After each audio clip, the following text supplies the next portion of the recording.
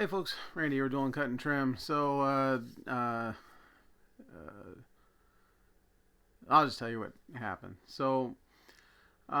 Friday night, my wife and I were putting the kids to bed, and she decided she would put my oldest to bed, and I was putting the youngest one to bed, and the youngest went to sleep right away. And actually, Nate, my oldest, he went to sleep pretty much right away too.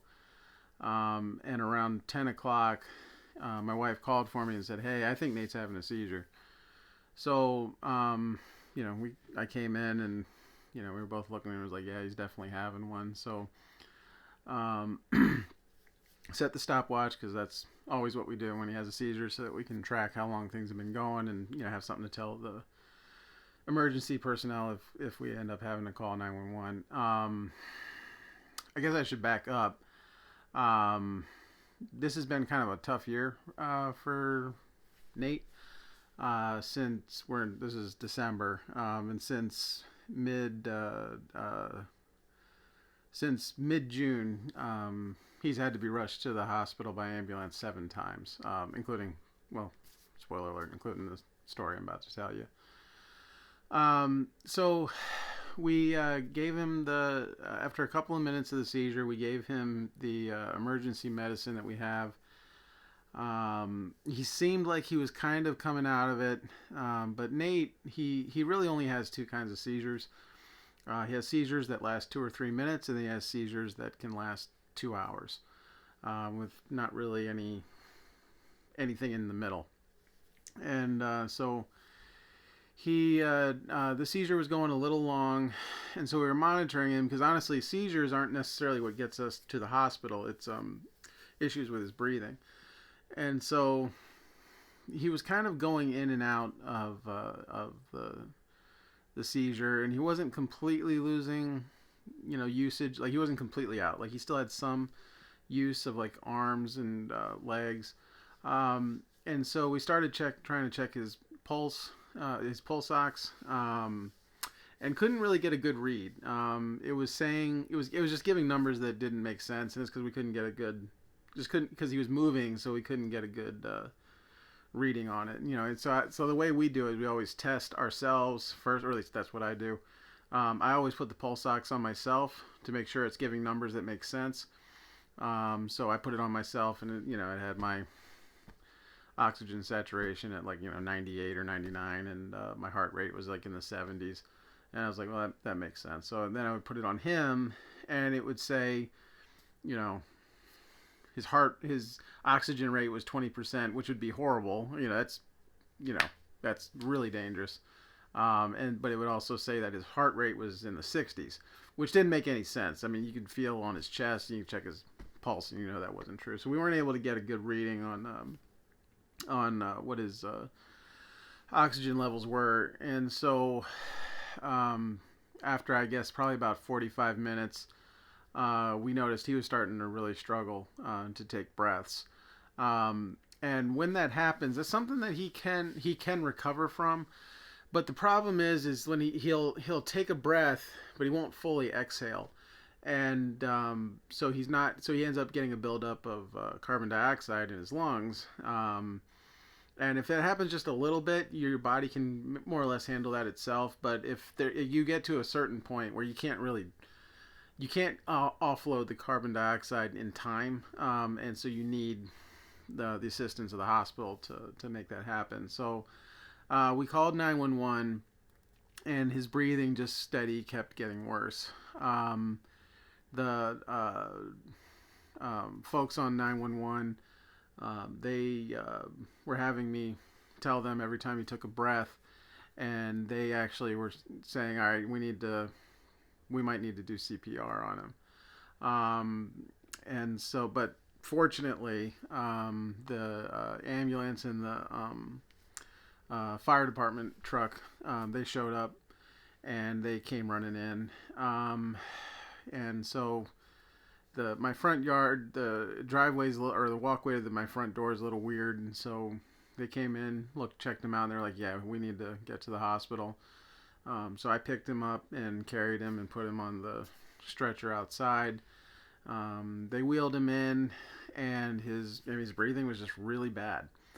Um, and they were really concerned, and so they actually. I've never had this happen before, and we've rode on.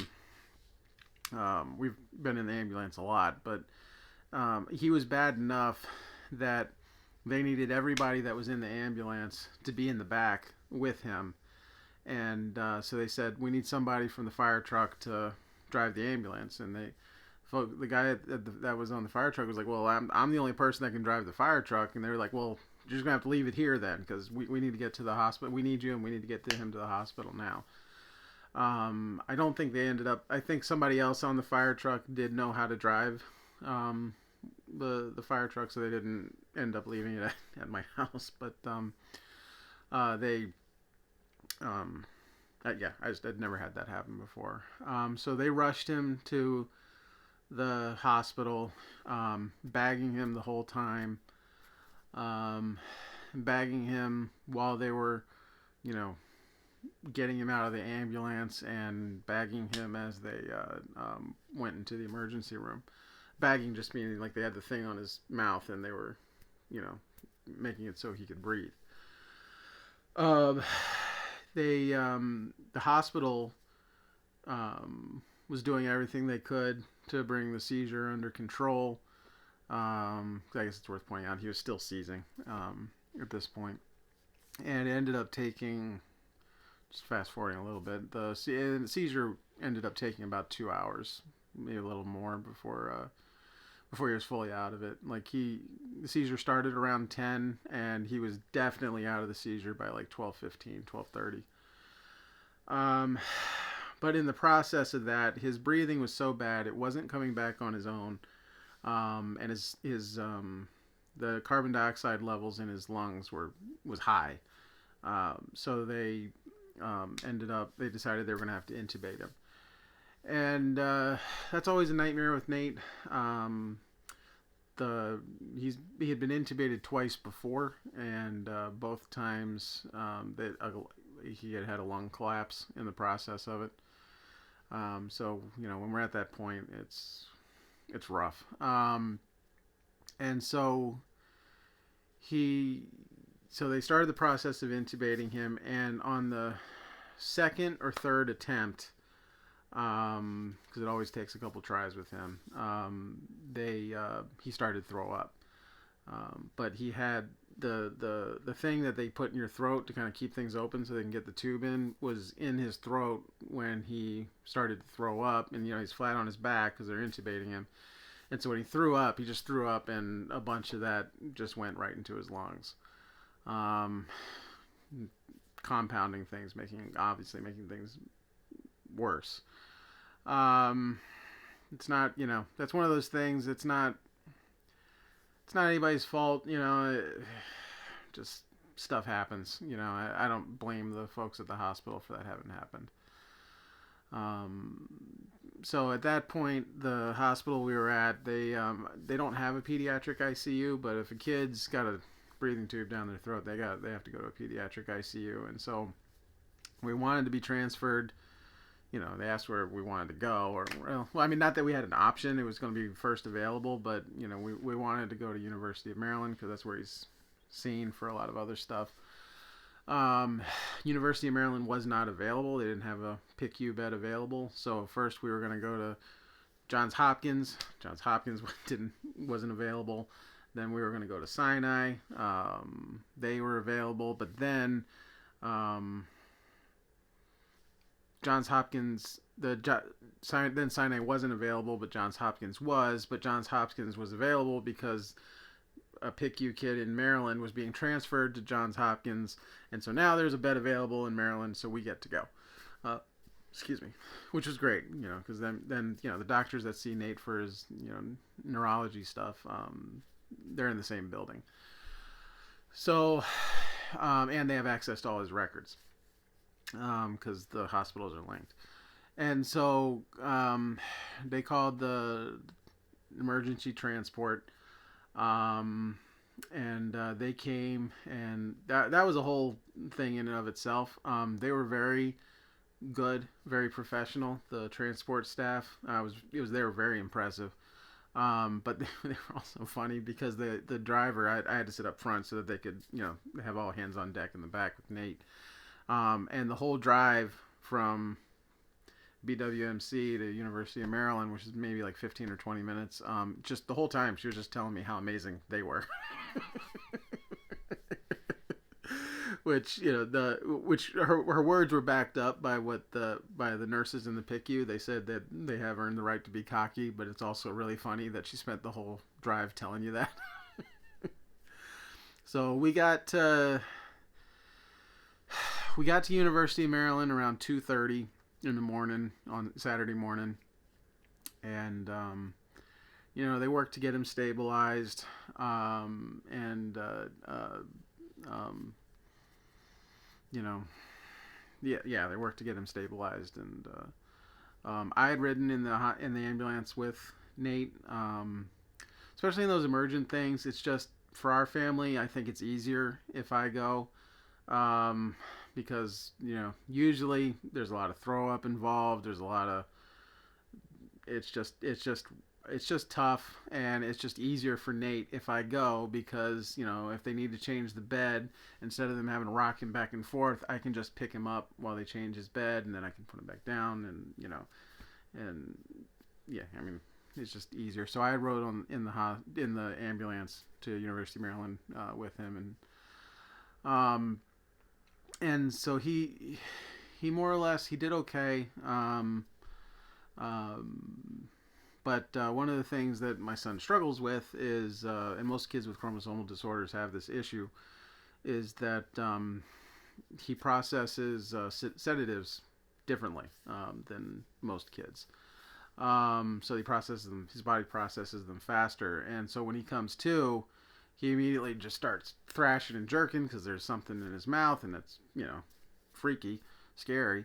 And then things start coming apart, and it's a whole thing. And so it took, I want to say, University of Maryland, it took them probably about, I don't know, I would say over 24 hours to find a combination of sedative drugs that would work on Nathaniel. And during that time, he coded 3 different times. For people that don't know, coded, it means, maybe somebody can correct me, but coded basically means somebody's gone into some kind of cardiac or respiratory failure. And so when that happens, they got a big button that they press, and everybody comes running into that room with, because the idea is if we don't get this taken care of, the patient's going to die. And so that happened with Nate 3 different times. I was there for one of them. My wife was there for the other 2. And I don't know if you've ever experienced that with a loved one, but there's not a whole lot more terrifying than seeing something like that with your kid or loved one event. I guess I'll say now, 13 minutes in, this has been by far the worst hospital stay that my son's had. So they ended up getting him under control. They found a sedative that worked great, and kept him sedated and calm, which was good because that allows his lungs to heal. And the lung healing process is something else. I mean, it basically my understanding was the stuff that had gotten into his lungs was basically drying out and hardening on the walls of his lungs, making it hard for him to breathe. So basically, we need to soften it up, get it to loosen up off his lungs so that we can then stick tubes down there and suction it out, get him to cough it out, all that fun, horrible stuff. And so that's what they'd been working on while he was sedated. But then we ran into an issue. And that issue is that the sedative they found for him, you can't be on for more than 2 or 3 days before it gets very toxic for the body, and it can end up killing you.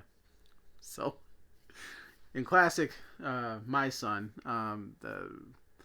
the sedative that works for him would also eventually kill him if they if they left him on it. So by this point, it was Tuesday morning, and so Tuesday morning at rounds, um, they were discussing what they were going to do, and they basically had decided that they were going to take him off of that drug, that sedative, around noon on Tuesday, and they were going to try some different stuff. And I'm trying not to get emotional because mess got pretty crazy on Tuesday. So I had spent the night with that. My wife and I have been kind of alternating nights, spending the night at the hospital. And so I had spent the night there that night. And so I was there Tuesday morning, and my wife was on her way up. She got there, I want to say around 11:30. University of Maryland has a beautiful. I mean, it's the nicest hospital I've ever seen. It's really cool. My understanding is they bought it and then they basically doubled the size of it, but they basically built a building over top of the existing building. So when you go inside University of Maryland, it's really cool. You go inside and there's just literally another city building inside the hospital. It's really cool. And so there's, a place to go get coffee down there. And so my wife and I were like, well, when she got there, it's like, well, let's meet and grab some coffee, and then we'll, walk up together, because, he's knocked out, but he's going to be off this medication soon. So we go down, we grab the coffee, and we walk up, and when we go into the PICU, pediatric ICU,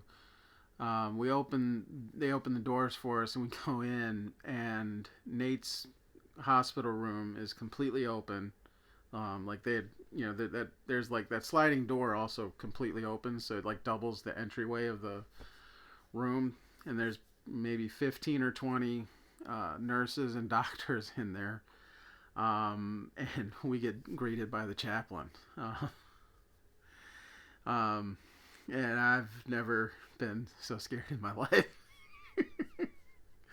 I've never been greeted by a chaplain in a hospital setting. But especially when there's that many staff in your son's room, it's horrifying. And so we went over there. I just kind of walked by the chaplain because I wanted to see my son, and we got over there, and I guess there was a doctor who her job was just to explain to us what was going on. They also offered we could leave if we wanted to, and I was like, no, we're not leaving. But she explained to us what was going on, and basically what happened was exactly what we, pretty much figured would happen at some point. And that is that, as the sedative was wearing off, my son came to, and, when my son comes out from sedation, it's not like what you think, where somebody's kind of groggy and they're just kind of waking up. No, it's like the scene out of a zombie movie when somebody's been bitten, they die, and they're just like out, and then all of a sudden they turn and they're just like, jump up and like, that's my son coming out of sedation. There's nothing slow about it. It's just a bam, and that's what happened. And he came out of sedation and immediately went like that, and his breathing tube got dislodged, which meant he couldn't breathe at all. And so they that at that point he coded his oxygen saturation level when we walked in was in the 20s. And they, as far as I can tell from watching them, they pulled the tube out, put a bag over his face, and started pumping for him. And while they were preparing to put the breathing tube back in, pediatric ICU nurses, they got ice in their veins. There is nothing throws these ladies off. And we literally dealt with nothing but amazing people the whole time we've been there. But like Nate's nurse that was taking care of him, that was with him when that happened, I mean, you could see on her face, she was freaked out.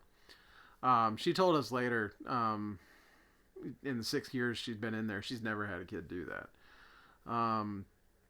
And so they were working on him and they were pumping him. And one of the things that they noticed was that his oxygen level went back up to 100% as they were pumping him or bagging him.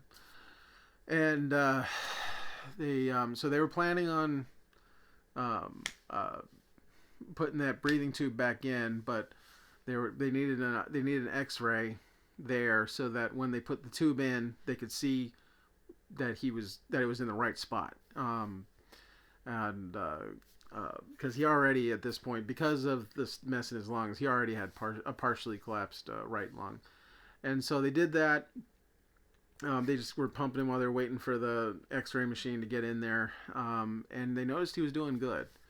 By this point, they had put more sedatives in his system, so he was knocked out, but he was doing good.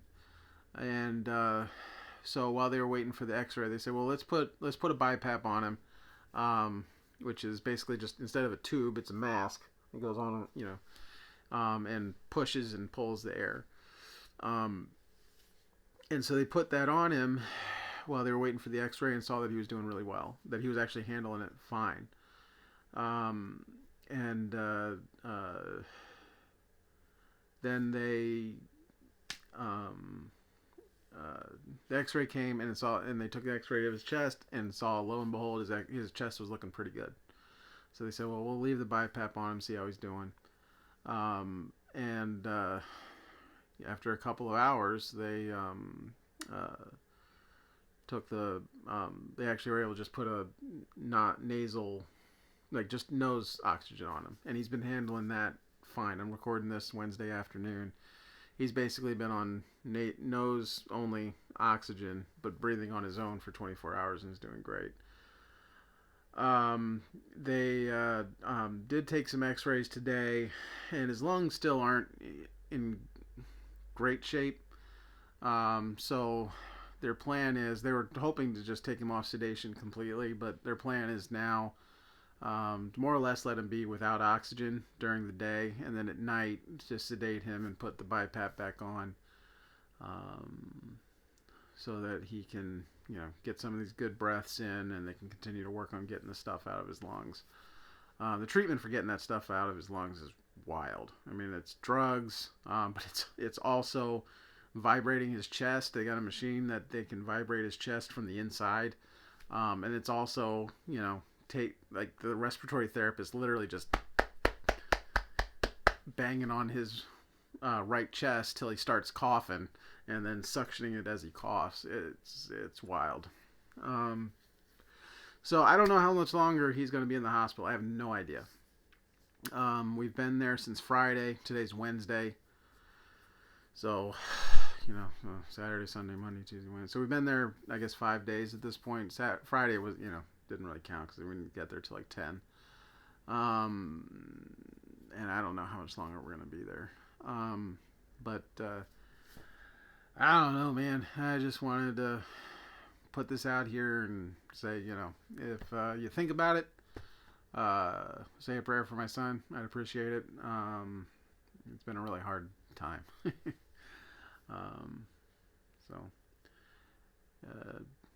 He's on a good track.